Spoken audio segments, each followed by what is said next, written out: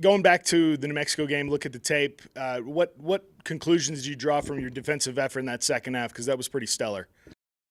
Grant, each game, you hear me say this, it's got to take on its own segment, and you learn from it. And to reply to your question in terms of, we've been able to get some more guys involved this year. I don't know if it's necessarily intentional. It's worked out that way. And yet for us, it's imperative that we have to be astounding, really, when it comes to being in the right spot, in the right gap, as far as playing square with our pads and knowing exactly who we're supposed to cover, and being completely precise when it comes to every run fit too. And really, with the exception, there were some snaps there in the second quarter we missed some, but early and then in the second half, we did a pretty fair job that way. Yet, this is a completely different task this week, and last week has no bearing on this week. I think you mentioned after the game, you said Wyoming's going to smack you guys, or you're going to get smacked in the teeth, right? Was that a front line thing? Was that is it just an overall Wyoming attitude thing? Well, you just look at they are large up front. They've made a gigantic investment in the sport of football across the board. Big old new buildings, coaches' salaries, staffing support, and this will be. This will be one heck of a challenge. They do a heck of a job of running the football and testing your eye discipline with some of the things that they do off the runs, and then defensively, they came into the year and felt like maybe had as good a defense as anybody in the conference. When you look back on the New Mexico game, when you look at what DJ did, look back. It's right there. It's the Safeway logo. What was the best thing he did, or what impressed you about the way he controlled the game? Well, Grant, you always look fundamentally. You look. I've always kind of thought if a guy does a really, really good job being strong with the ball, and we can be better, and we have to be better that way. The number of balls that popped out, and we've been pretty good. You look for the most part the first 9 games, but that's something here these next couple of weeks is going to be really, really important. And then the other part, though, you do look – if I looked at nothing but their socks down, you probably can get a decent idea how well somebody played. Just how clean their footwork is, just their foundation. When it's time to jam your foot in the ground and play with some power, and you're instant and sudden, not just carrying the ball, but in terms of being decisive and delivering the ball, whether it's a pitch, whether it's a pass, whatever that may be. And we just got to keep improving. What do you attribute the fumbles? Absolutely no explanation. There isn't one, and there never will be. And who was it that there was a guy once that guy named John Heisman. You can just know. Unacceptable. Nico Evans, running back, what kind of skill set does he bring? Yeah, he's got good top end speed. Clearly, they're committed to running him, and they're old up front. They have a bunch of guys that have played, been there a long time. I think that's one of the things you can tell with their program. They're able to backlog guys in a lot of ways. It reminds you of, what Brigham Young would do for a long time. They don't hurry or push very many guys through that quickly in terms of their program. Now, that probably changes now with the 4 games plus the 4 years. But he's a downhill guy that can still run, can breaks a bunch of tackles, runs forward behind his pads, yet when he's in the open field can go too. He's been a terrific back. Is he like anybody you've seen this year or recent years? Oh, God. Not anybody that just immediately comes to mind. I take that back. We faced a kid at Oklahoma named Murray. It was a pretty good back. If you had to say, there are a lot of parallels there. And that guy's a guy that went and played after Oklahoma too and was pretty good. And how much has their offense changed going from, a Josh Allen to what they have now? You know what? It's kind of interesting, the dynamic that's involved there. Because I think probably coming into the season there were some tensions of being somewhat similar, and yet they've evolved. And because of it, there's some other things that certainly test and require some study and a great deal of detail in regards to your preparation. I'm curious. You've mentioned several times over the course of the past few years the commitment teams have made to football or ball sports. Mm-hmm. What kind of commitment would you like to see Air Force make to stay parallel with those schools? We're a day-by-day group. I mean, our coaches and our players, we do everything we can to make the most of today. And things that are, I just think that's the thing, that's where your focus and your energy can be the most useful. And, that's where we're going to put our attention. I mean, are there some disadvantages that have widened, I guess, in recent years as some of these schools have made the commitment you've talked about? Again, I mean, we're going to look at film, we're going to look at cut-ups, we're going to look how well we play a block today, how well we come off the football, how strong we are handling the football. That's what we're going to do today. And now, I think if you asked me a general question, you said, hey, in 1999, when the first checks came out from the BCS distribution,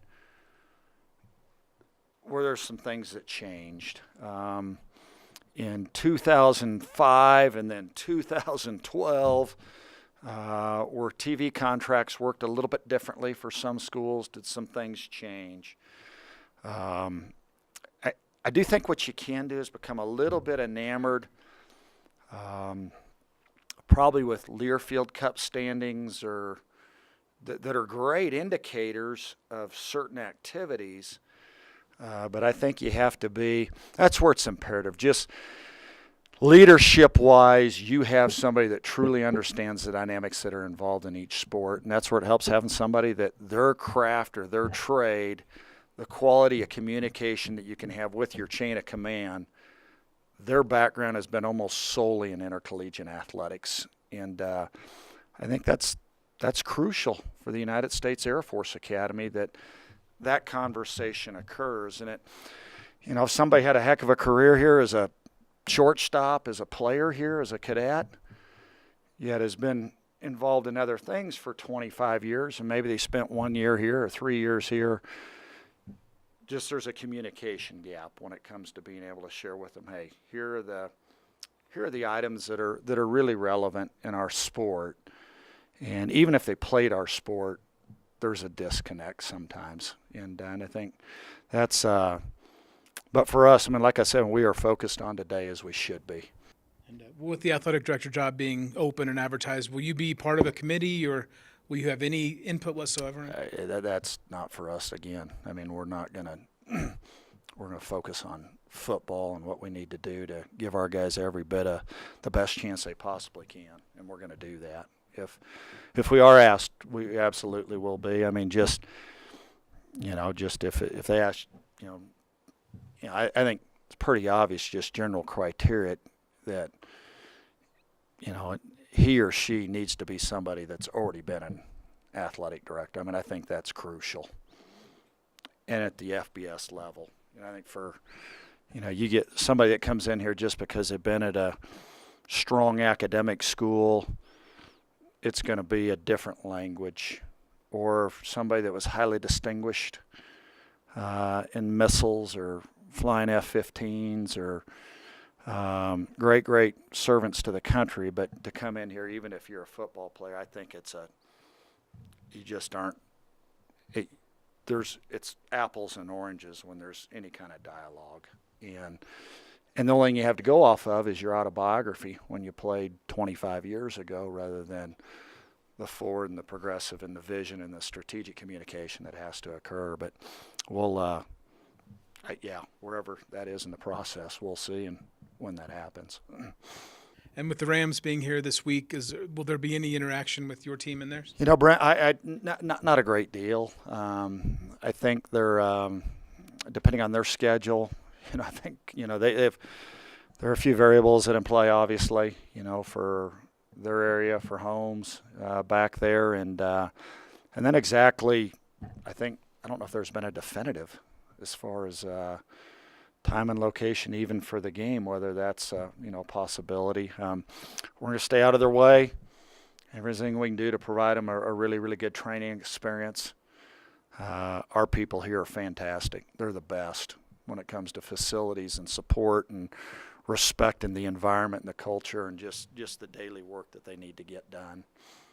Okay. And I talked with Andrew Wingard at Media Day, and he mentioned, he's a Colorado kid and with an Air Force background in his family. But he said he wasn't really recruited by any of the Colorado schools, Air Force included. Do you remember ever evaluating him as a high school player? I do. A really, really, really good player. And, it's just the production, golly, that he's generated since, the last 2.5 years has been, I don't know if there's been, and I don't know, it's a generalization, so you can't take it as absolute, but maybe a more productive football player in this league since September 2016, frankly. Would that be a recruiting miss, or did he just find a system? We were quite aware of him in high school. Now, would it golly, I don't know if that necessarily would require a trip to the barber shop or, just really a heck of a player, really tremendous football player. And, play against him again on Saturday. He did say he was willing to cut his hair had he come. Is that right? I asked him that, too.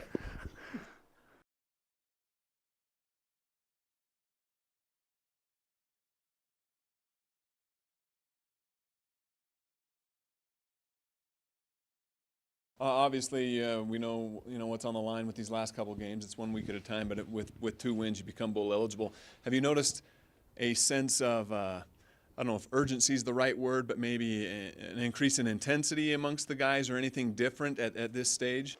I'm trying to think of a different way to say it. We don't have highly reactive guys. Now I want responsive guys. We want highly responsive guys.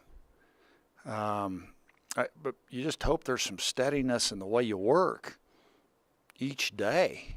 And if I did really, really well on my last fitness test, does that mean I can back off and only eat Doritos and drink Dr. Pepper? It's, there's some consistency there that you want them to have, and their discipline and their work ethic, and that's the core, the soul, the values of what our guys are about. Coach, you mentioned with talking about the athletic director and facilities, you said, I think you said the word discord or disconnect.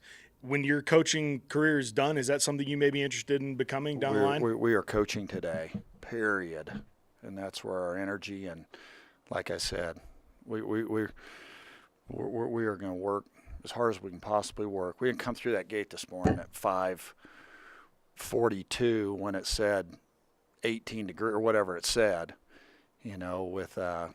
We came here to work today. That's today. Want me to emphasize that a little more another way? I heard it. Okay. But I was down the road, a long time, 10 years from now. Nope. Offensively, and I'm trying to think of a better way to phrase this than just simply, but when the offensive series ends in a touchdown instead of a field goal, what does that do for rhythm, psyche, attitude, just the whole thing? I think, do you maybe gain a little bit of confidence? Probably, that's real, perhaps, and yet you also don't ever want to lose sight.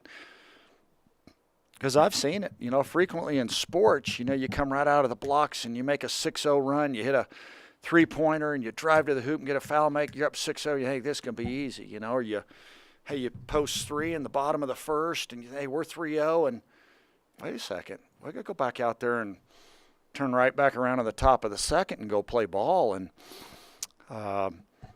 again, I go back to just the persistence, the discipline that's involved, and collectively the commitment. And I've seen it, and really what that is, at times maybe that's a little bit is not quite mature enough, or is it arrogance, or, things that are correctable and learn.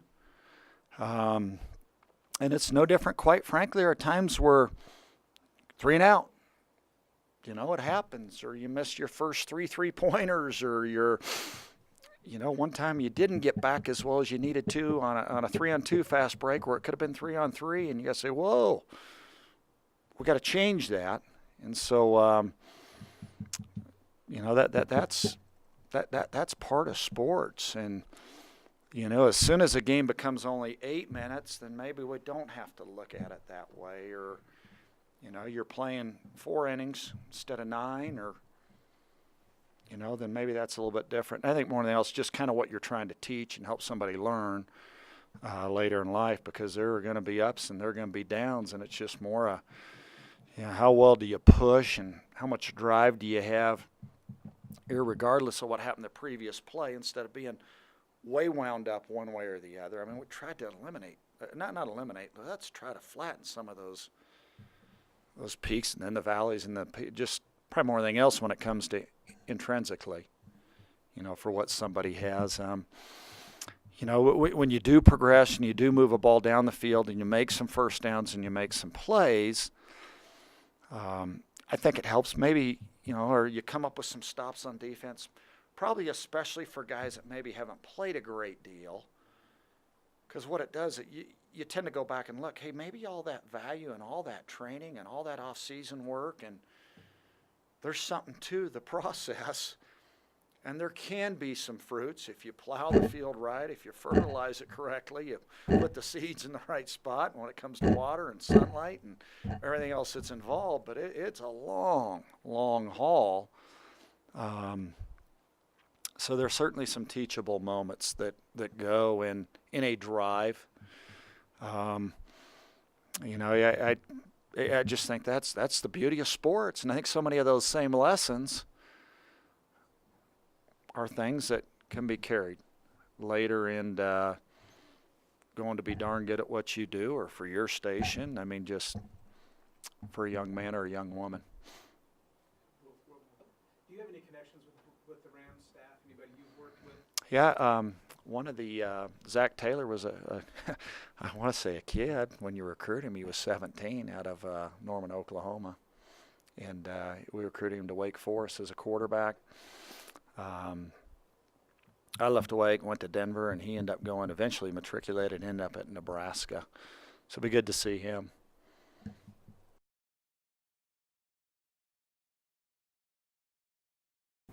Hi, Troy. I just wanted to ask, I know I've seen you guys for a long time, but it seems like you guys are bigger along the defensive front.